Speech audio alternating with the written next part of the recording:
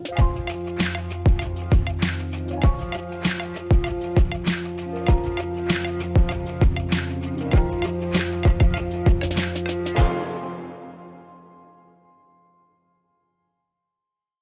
day, everyone. Welcome, and thank you for joining today's episode of Teneo Insights. I'm Kevin Kajiwara in New York City. The debate on the role of the corporation has been going on for well over 100 years, from Supreme Court Justice Brandeis laying out the need for corporate governance as far back as 1914, to the Milton Friedman assertion in his seminal 1970 New York Times article that the social responsibility of business is to increase its profits, to the mission of long-term shareholder success. Today, with the very economic playing field evolving, this debate is as fraught as it's ever been, and a critical part of that debate is the depth and expertise of governance and guidance being fit for purpose. Jonathan Foster is with me today, and he's out with a new book, On Board, the Modern Playbook for Corporate Governance. John is a longtime banker, including a decade-long stint at Lazard. Today, he's the founder and managing partner of Current Capital Partners. He's also served on more than 50 boards, including Fortune 500 companies as well as private companies. For his book, he conducted some 77 interviews over 4 years with CEOs and board directors, but also the leaders of other organizations, from sports to the military to the founder of the carbone-owning Major Food Group. We're joined as well by my colleague Martha Carter, Teneo's vice chair and our head of governance advisory.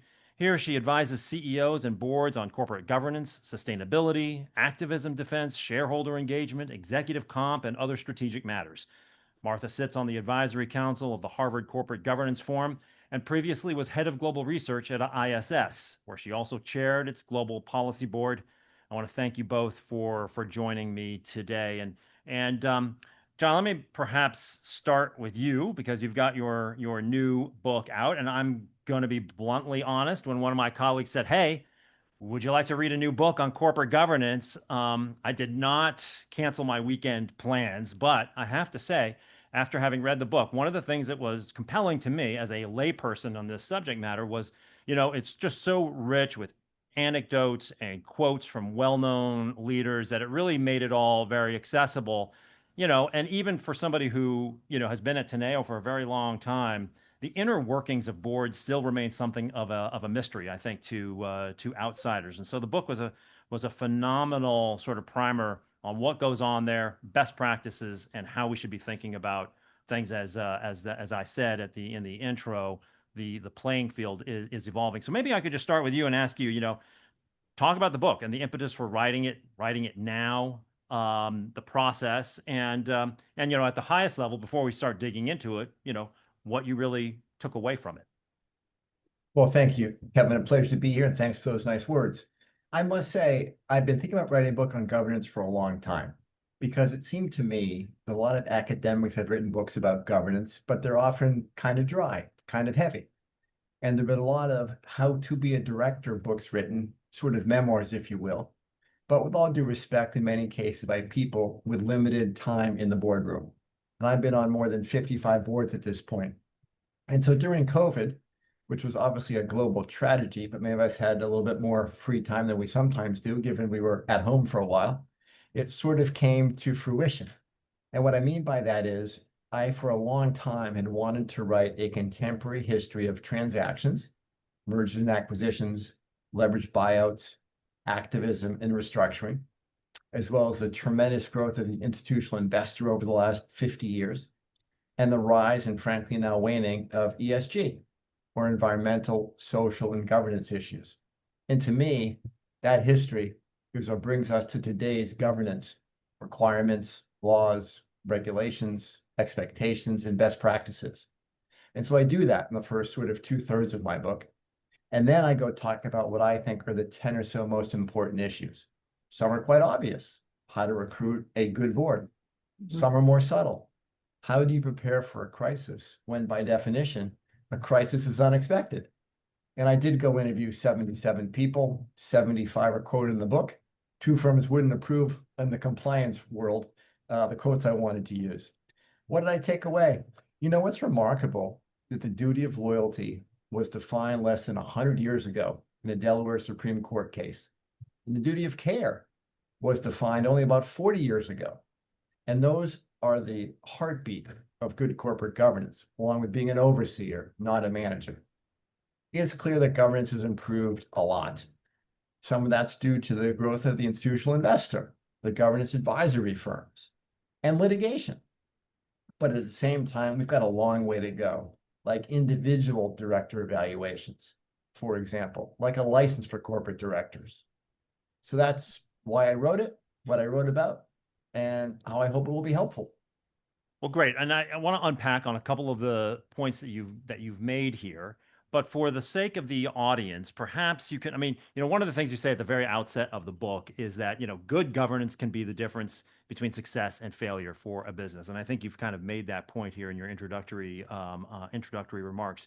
But if you could very quickly, because I want to focus on where we are and kind of where we're going, but if you could very quickly kind of get us up to speed.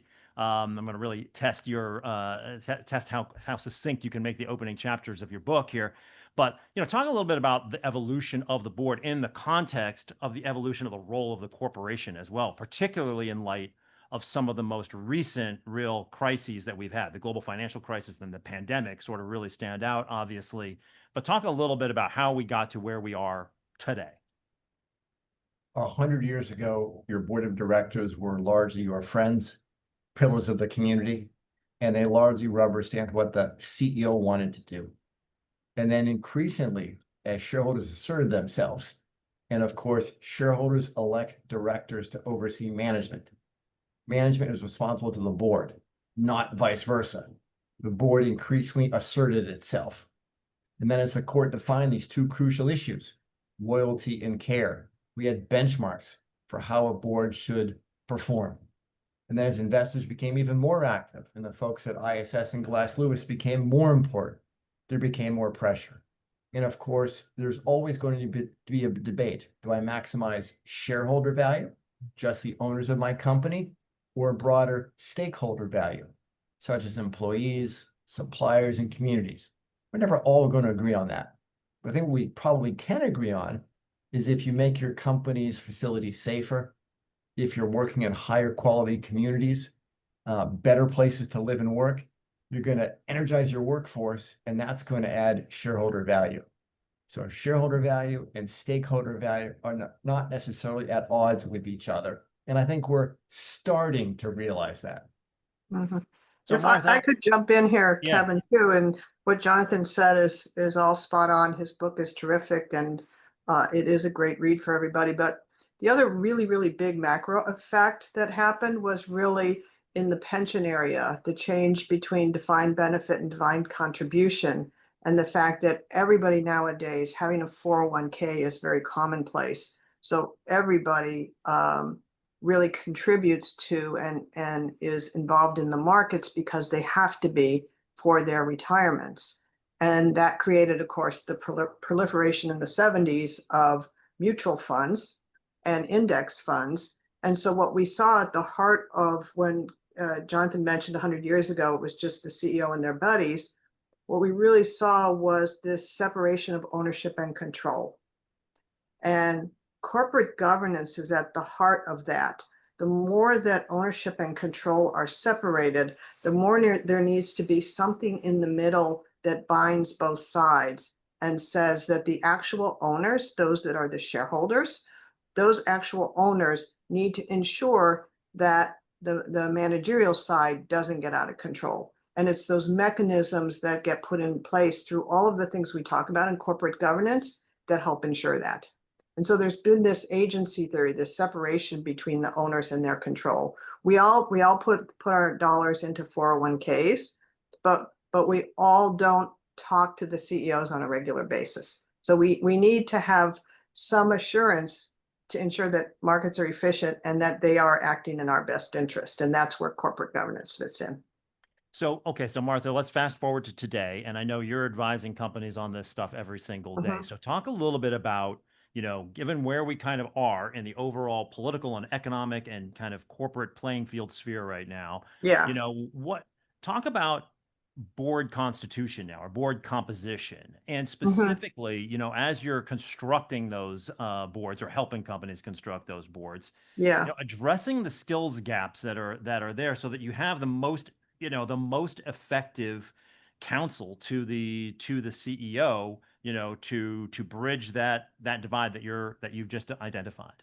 Yeah, oh gosh, that's such a big topic for our clients right now, and such a big task is to ensure that the board has the right skills, the right tools, the right information in order to do its job and to protect the interests of the company, but also back to Jonathan's comment about the duties of care and loyalty.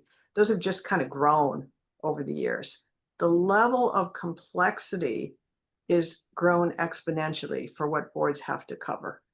And it's not the case that you can form what we used to call a Noah's Ark board.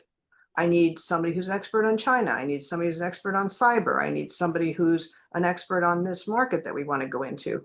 You'd have this massive board. So we need to ensure that boards are fit for purpose by doing a couple of things. So from a real tactical level, one of the things that we do with clients is help them through this exercise of, number one, looking at their strategy. And that's not like a really far out strategy, but say over the course of the next 3 to 5 years. And we call it future-proofing the board, which is look at your strategy over the next 3 to 5 years. And are you going into certain markets? Are you going into certain geographical areas? Are you divesting? Are you growing? What is your strategy? And then what are the skills that comport with that strategy? And then creating a skills gap to say, where are we now with the suite of directors that we have and what their skills are? And where do we need to be and where do we plug holes? Those can be very, very, very sensitive and confidential conversations, but they can be also very illustrative for boards to go through that process and that exercise and go through those interviews. And every board member has an opinion on where they need to be and where they are now. And directors are extremely insightful when they look at those skills and where they need to be, even to the point where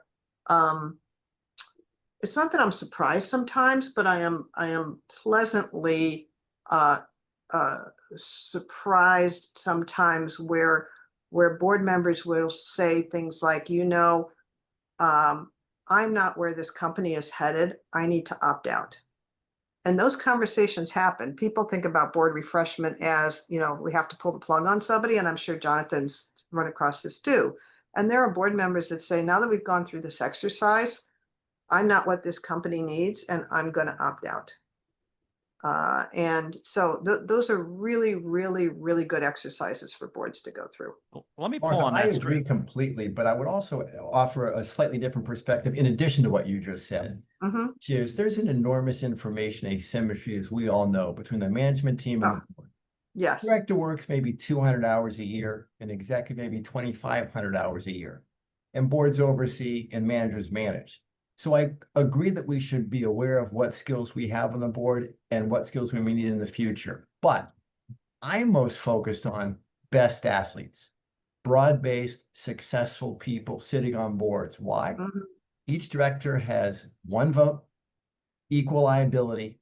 And let's just take AI as an example. It seems as though every board wants an AI expert. But to me, the real question is, do I have a great business strategy with AI as a facilitator? That's number one. If I've got a great AI person on my board, but not a great AI program at my company, I'm not going to be terribly successful. And sometimes I feel that too much focus on skill sets on the board detracts from having that skill set at the company. So if I've got a broad-based successful director who also knows AI, great. If he or she is just an AI person, that's probably not a great director. I'll give you one anecdote and pause. I've sat on the board for a long time with someone who ran a certain function at 2 Fortune 50 companies. This person in multiple years has never commented on any topic other than in this person's area of expertise. You got to know a little bit about finance and supply chain and HR and AI and climate and what have you. Just an AI expert on your board is a waste of 1 of 10 seats in my view. Yeah, I totally agree with you, Jonathan. That's why I referenced that what we would call a Noah's Ark board. If you need one cyber expert, if you need one AI expert, if you need one geopolitical expert, if you need one governance expert, pretty soon you would add up to a very massive and unwieldy kind of a board. So it does have to be people that can come in and be really, really good directors. And then if you've got a great board leader who can say, I want to hear from all of you, but you, Yeah. Mrs. HR expert perhaps, or Mr. Legal expert, you talk just a little bit more on this topic. Yeah. Yeah. You probably remember the debates that we've had over the years with whether or not the institution of being an independent director on a part-time basis is fit for purpose. Yes. Should there be more executive directors, not fewer? Should Yeah. they be full-time directors? Should they be paid, which would convert them from independent to non-independent, and so on? It's definitely worth thinking about the challenges that they have as part-time people that come into the company. So can we talk a little bit more about, I mean, we've talked about board composition here. I want to talk a little bit more about board and CEO relationship. Now, Jonathan, you just pointed out this time asymmetry devoted to the company between board directors and management. And, there was a great sort of line in your book about the lane that board members are supposed to be in. The board oversees, management runs, right? So boards should have their noses in, but not their fingers. I think was the quote from your book. But how does what's the right dynamic here? I mean, it oftentimes seems like there can be a divide, but in the effective companies, the CEO really tries to keep the board on side, warts and all, as candid as you can be about good news and bad news.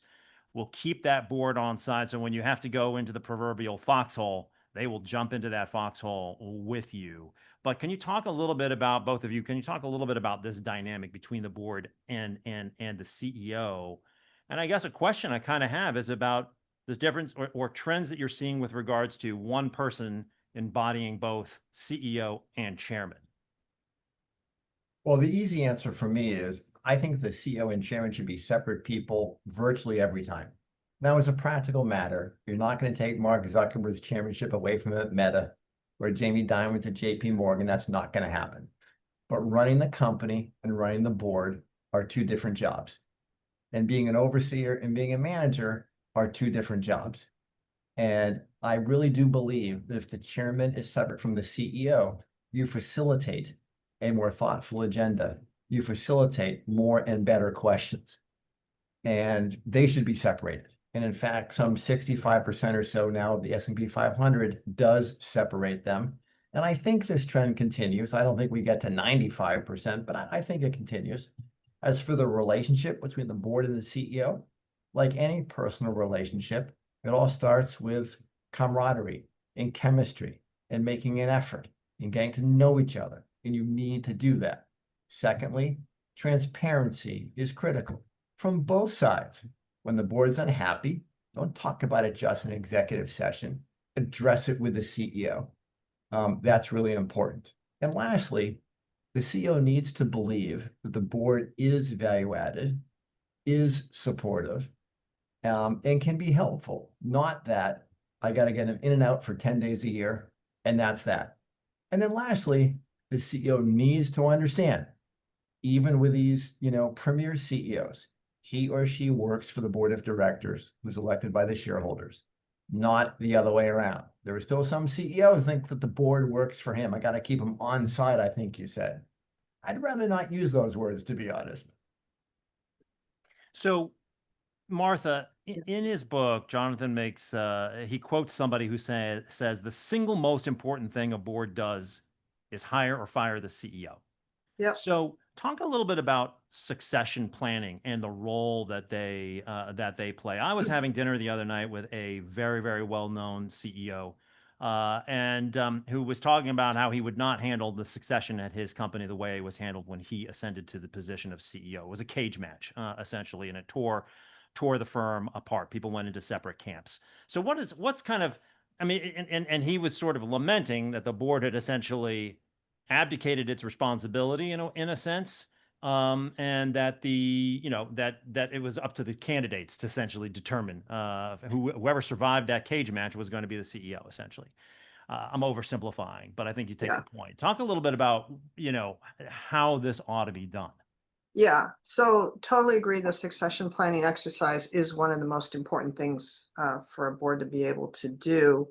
And I've certainly seen examples like you just stated, Kevin, where saw one just in the past year with a client where there was it often happens with changeovers of a very long tenured CEO to a new CEO. And the board starts to bifurcate and see camps with the old CEO and with the new CEO. There's sometimes situations where a former CEO wants to hang out for a while on the board. So let me stay on as an advisor. Let me stay on as executive chair. I'll roll off in 2 years. We could all argue both sides of that coin, right? So it's good for a new CEO, especially one that's never served as a public company CEO, to have some level of mentoring, but also it can stifle both the CEO and the board to not be able to sort of come out fresh and have new perspectives and new ideas. So there's so many things that go into this succession planning. I would say some of the key things are having a plan and not just I've got a name in my hip pocket and if I get hit by a bus, here it is. Having a plan, having a group of independent directors that reviews the plan, it's usually the governance committee, and then having it be reviewed on a periodic basis and ensuring that the plan is up to speed, not for just the hit by the bus scenario, but for any other scenario that comes along. A lot of times shareholders can look from the outside and see into a company and see possible successors leaving. And that's a red flag for shareholders when they see whether it's the COO or the president of a big division or the CFO, they start to see people depart and they say, the possible successors are all departing. That can mean a whole bunch of things, like the CEO doesn't want to leave at some point, or like they're going to have to pay big bucks going to the outside to bring in a brand new one because there are no successors internally. So that can be a bit of a red flag that the board isn't really on top of it. So having a good process in place, having it reviewed on a periodic basis, keeping it independent, and having good disclosure out to shareholders that the board is on top of it. Martha, that's a great summary. I would just add two things. I think the entire board needs to drive the ultimate decision as to who the next CEO is. Yep. And too often the incumbent CEO has too much influence. He or she is probably going to depart. The new board has to live with a new CEO. It should be one director, one vote, not too influenced by the outgoing CEO. And number two, I'm okay with an outgoing CEO staying for 6 months, but not a day longer. If your new CEO isn't ready in 6 months, you've made the wrong choice. You can get an executive coach. You can make the outgoing CEO a part-time consultant with an office outside the corporate headquarters. You're just not going to give your new lead management person full ability to drive the company if the prior person is in the boardroom or frankly, even in the building, in my opinion and in my experience. Yeah. And we've all seen those cases where they boomerang back. We can name cases where they've rolled to an executive chair or advisor role and boomerang back. Or did it really well at Morgan Stanley. James Gorman exited. He sat on the board for 6 months. Ted Pick got appointed CEO. At December 31st, I believe it was 2024, James Gorman retired. Well done, Morgan Stanley. So, Jonathan, I want to pick up on something you said a little while ago. Is there something unique in the board CEO dynamic or in how you compose that board with companies where the CEO is the founder, as opposed to generational down the road, professional management, let's just say? It shouldn't be, but sure it is. And if you look honestly at some of the biggest companies in our country where you have founder CEOs and you look at those boards, let's just say a lot of them aren't the sort of boards from an independence perspective, from a diversity of background perspective that you might expect. But I think we're all capitalists. I know I am. If you don't like it, sell the stock. It shouldn't be any different. The board of a founder-run company or a widely held professional management run company, but it often is. Shareholders should make their choice. I'm not sure we can ever legislate that. I want to ask one last question on this segment, Martha, for you. And, obviously, by definition, the CEO is the primary spokesperson for the company. Mhm. But how and what's the best way for the board to essentially be able to communicate to stakeholders, essentially what they're doing, that they are being effective in all of the with all of the responsibilities that you and Jonathan have just been talking about? Yeah, so there's a really important role for boards in terms of communications, and that's another thing within the ecosystem of corporate governance that's really developed over the past 20 years. Whereas years ago, we didn't see directors going out and meeting with shareholders. And in fact, CEOs and company management would object to that. And now, more often than not, that is the case, that they go out and they engage. And so when companies do off-season engagement ahead of their filing of a proxy, for example, they'll have a director, usually a lead director or someone in a leadership role, come with them, at least for the major shareholders. If there's an issue in proxy season, or even something that they want to ensure that the message is resonating, and only board members can create that message for their investors, they'll have directors participate. So there's an engagement component. There's obviously all the requisite disclosures, making sure that the proxy is buttoned up with all the important disclosures.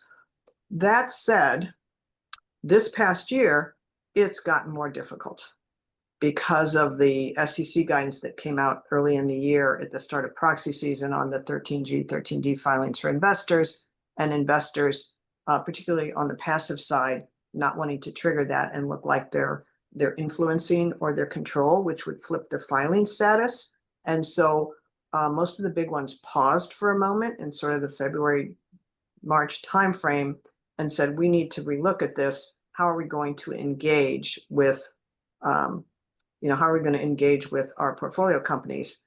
And then they came back out and they had rules of engagement. So there's it's a little bit harder right now to engage than it had been prior to the SEC guidance back in February. Well, Martha and Jonathan, thank you very much for your comments on boards, board composition, and the dynamic between them and the C-suite. Next, I'd like to move on to the concept of risk and the role the board plays in mitigating these risks. So, Jonathan, early on in the first segment, you talked about some of the risks that the board needs to be dealing with, and we talked about the challenges. Martha called it the Noah's Ark approach to a board, of having somebody sort of assigned to or experienced with each one of these risks.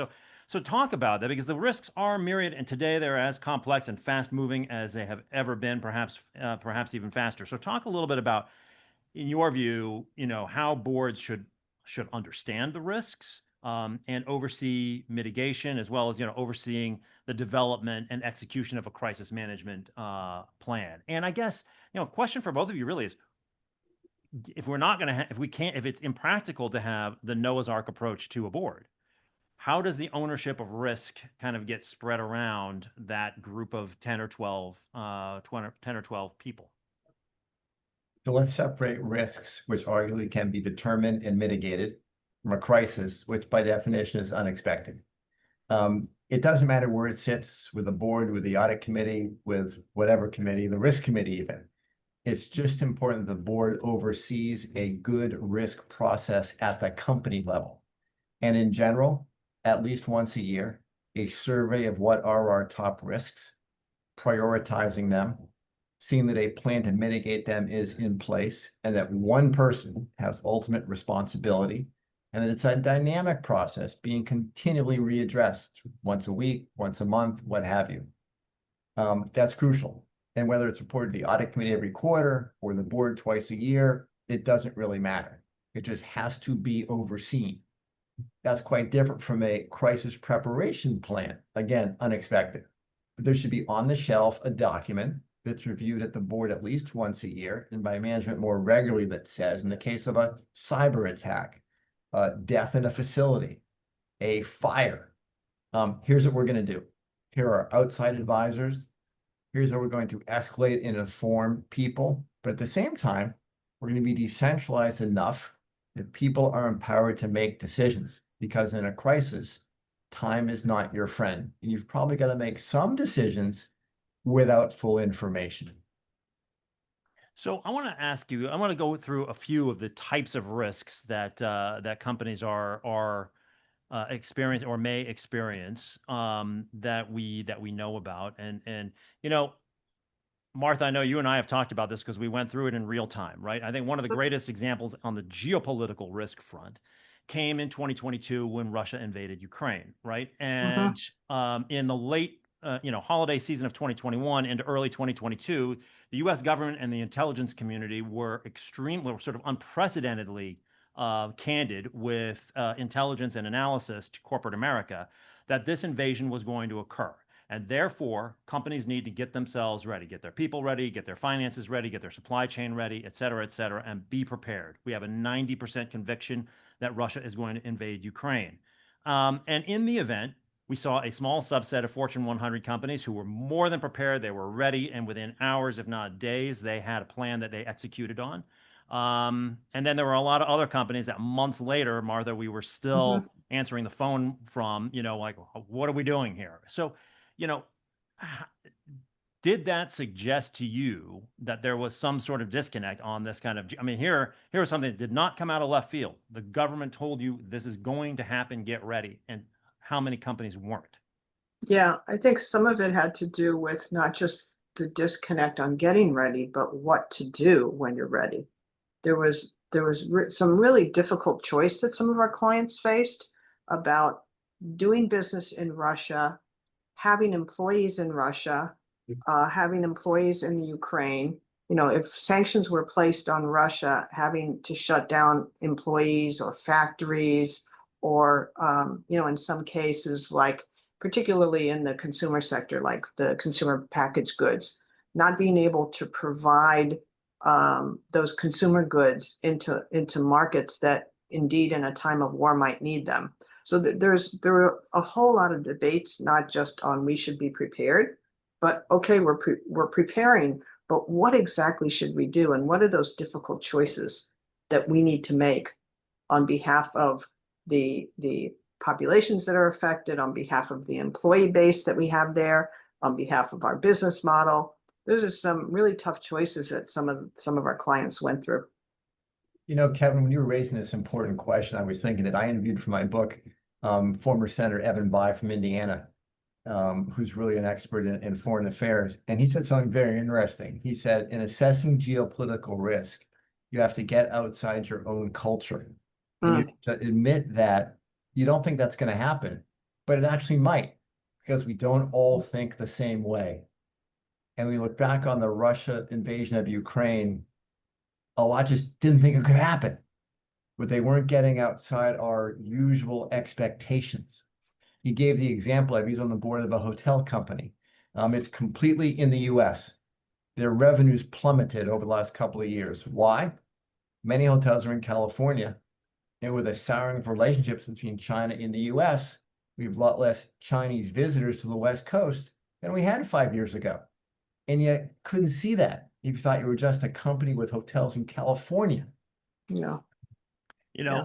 Another risk that you talk about prominently in the book, Jonathan, is one that we know that companies are going to have to deal with, which is climate change, of course. And yet, this is obviously incredibly politically fraught as well, particularly if you're operating in this country. You quote Mark Carney, currently the Prime Minister of Canada, but at the time he was the head of the Bank of England, I believe, when he said, once climate change becomes a defining issue for financial stability, it may already be too late. So how are you seeing boards, addressing this right now in this politically fraught moment? And is it going well?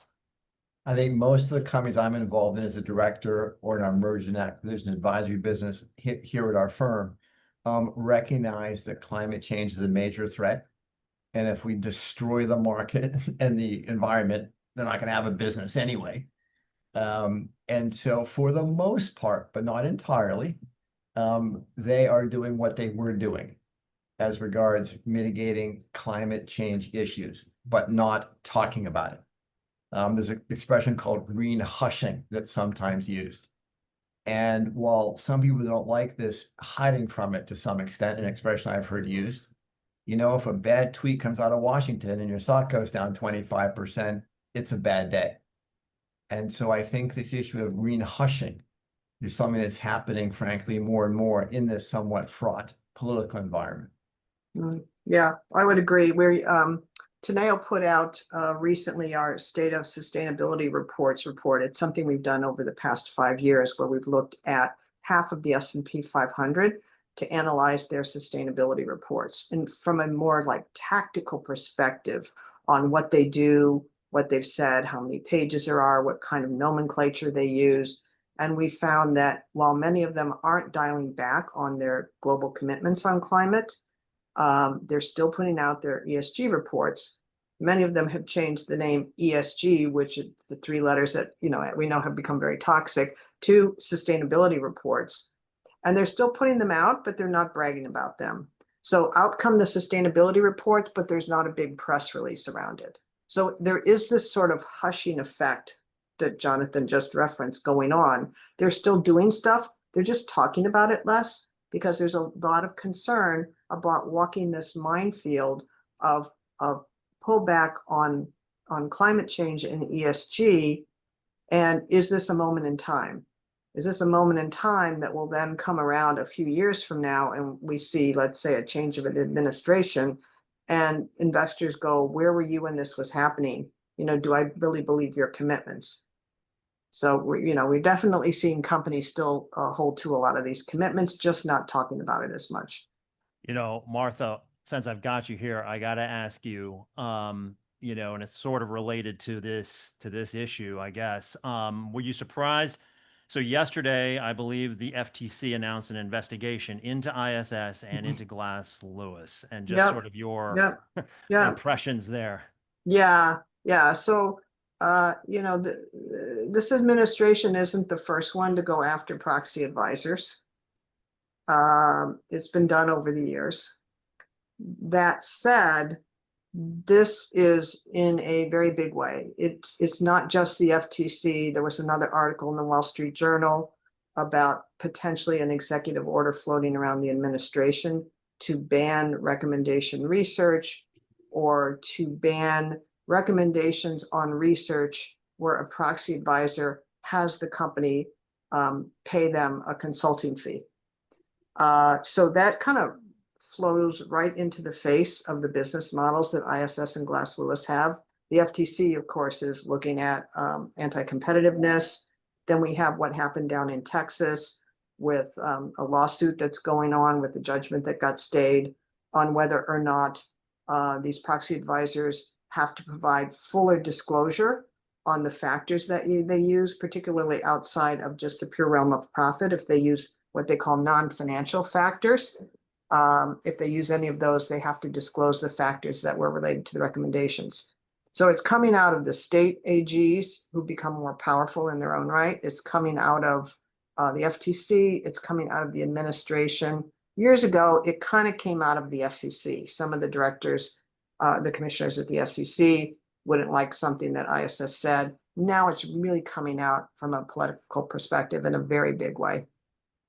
Jonathan, do you have a view on, I don't know what you want to call it, perhaps incorporation shopping or what have you? You make a point in the book, obviously for a very long time, most companies were incorporated in Delaware, and for, amongst other reasons, the expertise that the judges at the Chancery Court brought to the table that managements and shareholders alike could rely upon. But increasingly, we've been seeing these movements away to states like Nevada and to states like Texas, or in Nevada, for instance, maximizing shareholder value isn't even the standard.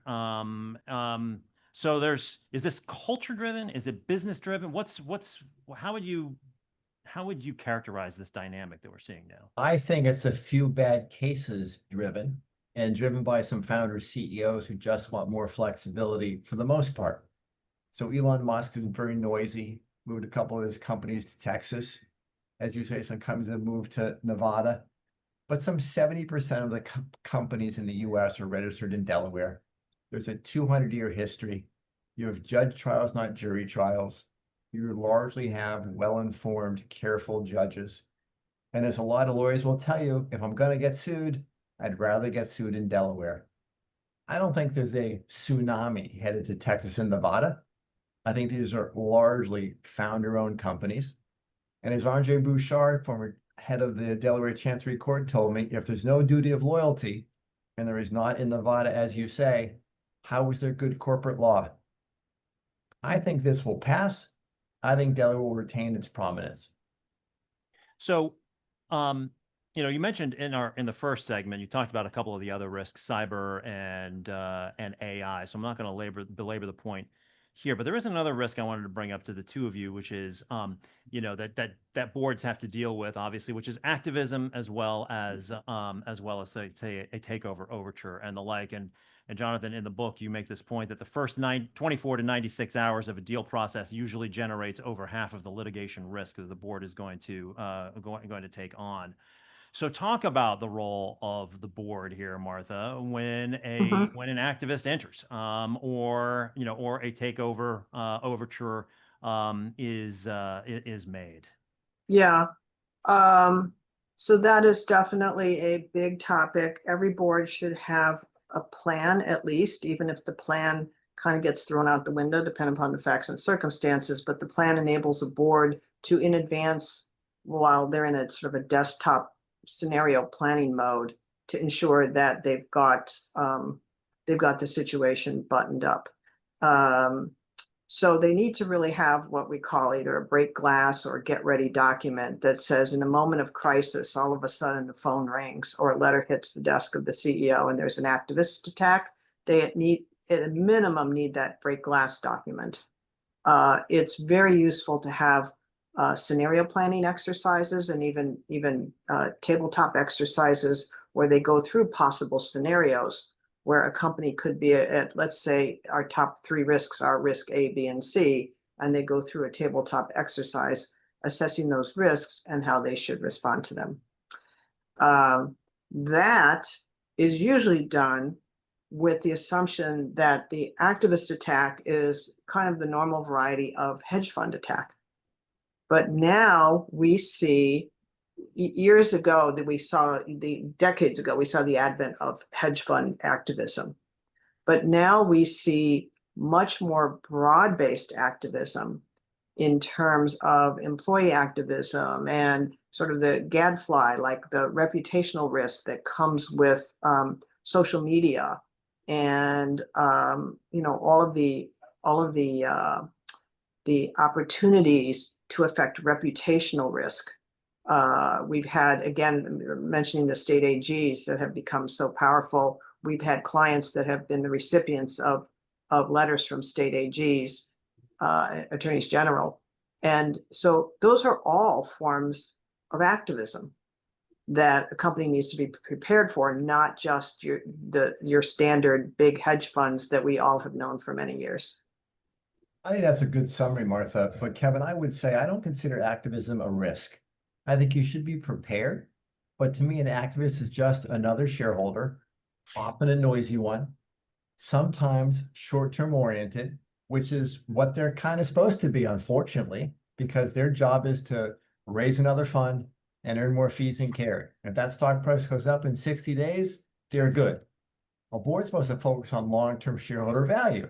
So there's, by its nature, a disconnect. And what I think people forget about is an activist has a portfolio of companies. So maybe in a 10-company portfolio, 2 are home runs, 2 go bankrupt, and 6 are okay. Their return is 20%. They raise another fund. They're doing their job. But if you're a director of those 2 bankrupt companies, it's been a really bad day. So you've got to be prepared, as Martha says. You've got to be prepared to fight. You've got to be prepared to say, that's too much.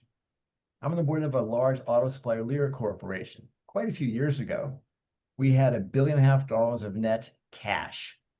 And a couple of us said, we should buy back some stock. We couldn't get a majority on the board. And an activist came along and said, you should buy back $3 billion worth of stock. That was insane in the automobile industry, a cyclical business. And we come out of bankruptcy 2 or 3 years ago. We fought like heck and settled on a $1 billion stock repurchase. So I like the old adage, think like an activist, be prepared, don't necessarily act like an activist. Yeah.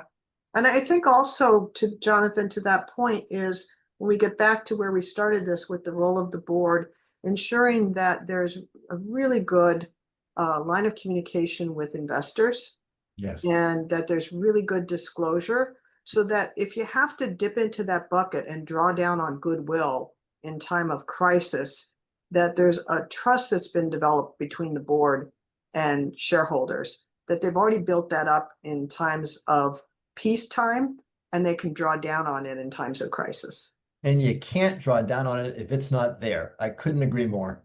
Yeah, absolutely.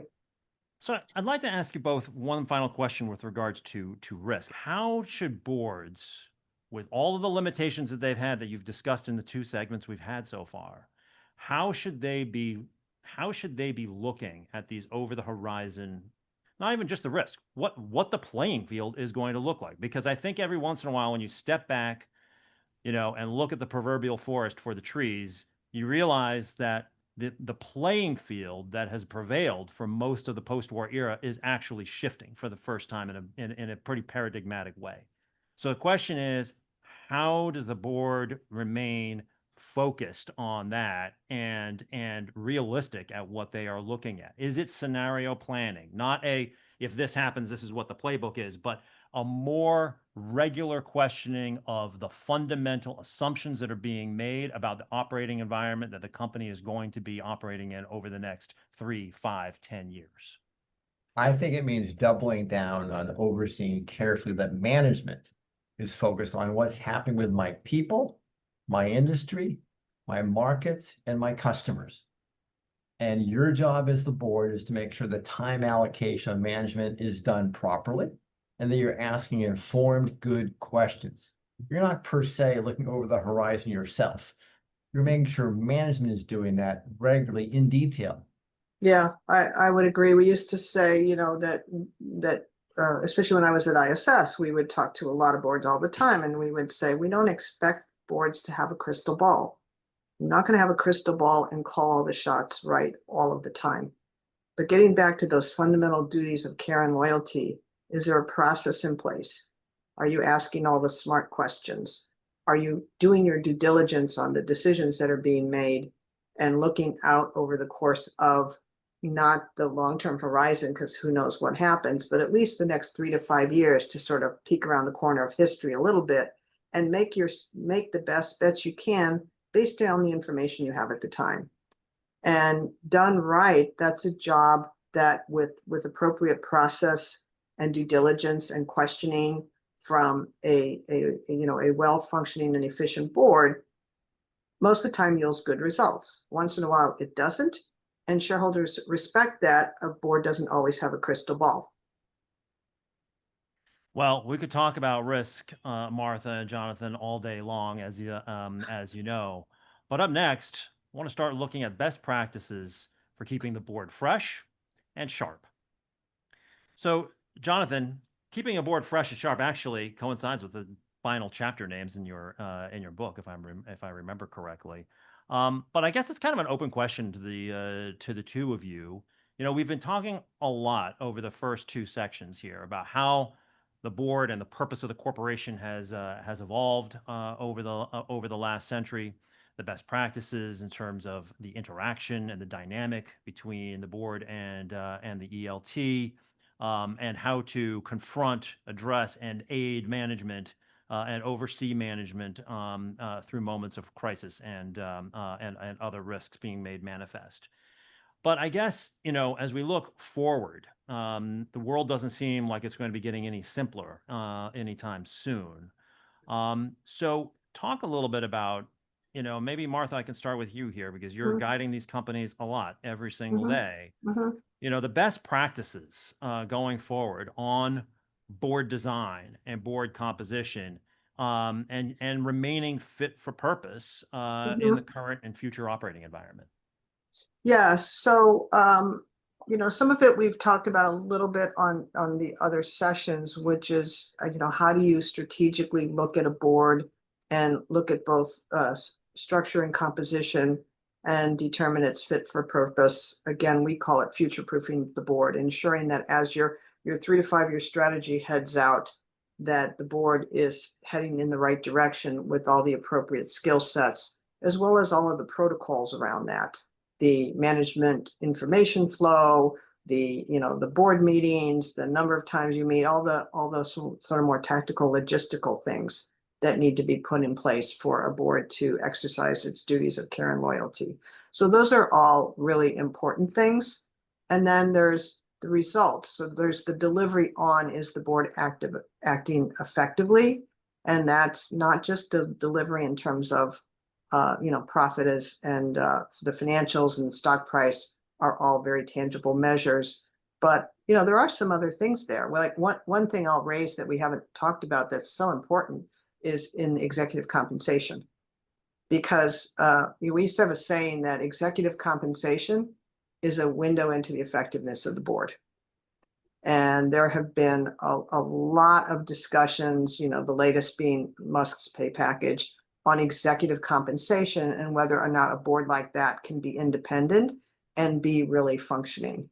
And those are very important conversations. And I think, to digress a little bit if I can, I think we're going to see more of that, because we have what is kind of a perfect storm here coming up, which is in the private market. There's a lot of money right now and a lot of IPOs waiting for tariffs and markets to settle down. And a lot of times where we see these moonshot awards in the executive compensation realm is where we have these companies that are IPOing and pay these mega grants to founders. And so now they have cover. Their cover is $1 trillion number that says that anything less than that is not going to be the headliner of the biggest pay package around. So there's going to be a knock-on effect as we start to see more of these companies do these moonshot awards. That is really going to be some consternation from the governance community and shareholders as we go into next year. Yeah, Kevin, it's of course all about having a good board in place, and I would suggest that term limits are a cop-out. Like retirement ages are a cop-out. Would you not invite Warren Buffett onto your board because he's too old? And what we need are individual director evaluations. And there's no perfect way to do that. The only people in the room all the time are the directors. We've got to evaluate each other. It's not perfect. But if they did do that, and if that was disclosed in all proxy statements, not just the roughly 50% today, if they were really honest, I think it would have an impact. I've been involved 6 times where we asked the director not to stand for re-election. The etiquette is that you don't fire somebody like you fire a CFO or a CEO. That's just the etiquette, right, wrong, or indifferent. And in 2 cases, they kind of pushed back. And our board leader, having discussed it with the board, said, we can do this the easy way or the hard way. It's up to you. We'd like you not to stand for re-election. These folks have been talked to. It just wasn't working out.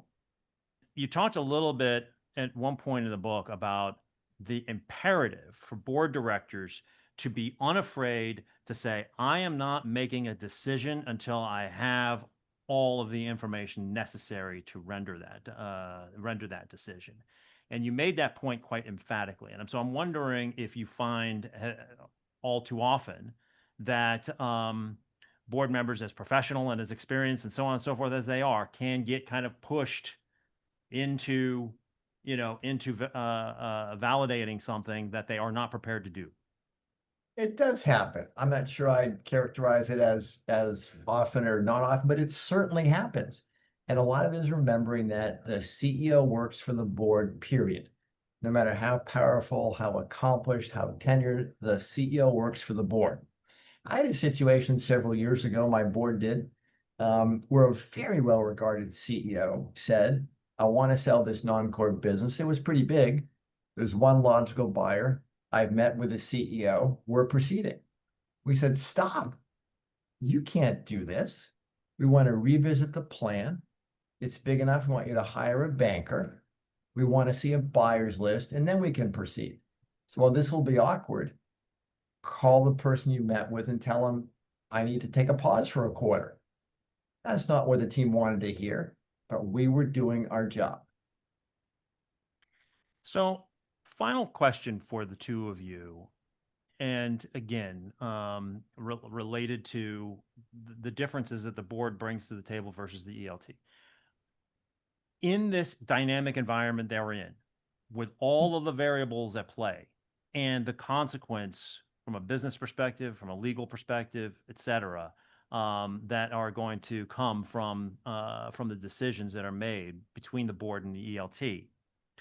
How can the board be helped, Martha, from Mhm. both internally within the company and externally? Should they be availing themselves of more outside resources, particularly in the environment where we're not going to have the Noah's Ark board that you're talking about? Mhm. They Mhm. all need to be better informed on a whole myriad, a whole spectrum of issues.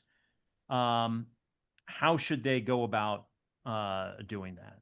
Yeah, that's a good question. In fact, I was going to ask Jonathan after his last comment what he's seen in terms of external advisors that are devoted to the board. Because from what we've seen is that there has been a proliferation over the years of boards who maintain their own advisors. They usually have their own fund, and it's not just about maintaining their own external counsel, but maintaining their own advisor for executive compensation. But a lot of times their own bankers, particularly in the case of deals, as you just mentioned, or other advisors on the communication side. So we've definitely seen boards who will maintain their own group of advisors that is separate and apart from management. And then sometimes we've been in situations where when a board will go in camera, so they ask management to leave and then management advisors to leave, they will keep only the board members and only the advisors that are reporting to the board. I think we've seen more of that than we did, say, 10, 15 years ago. Martha, I think you're right, and I don't generally like that. I think you become too reliant on your advisors when that happens. Mhm. If I'm an automotive supplier and I hired one of the top investment banks in automotive supply for my company and another top bank for automotive supply for my board, the advice is not going to be terribly different, let's be honest.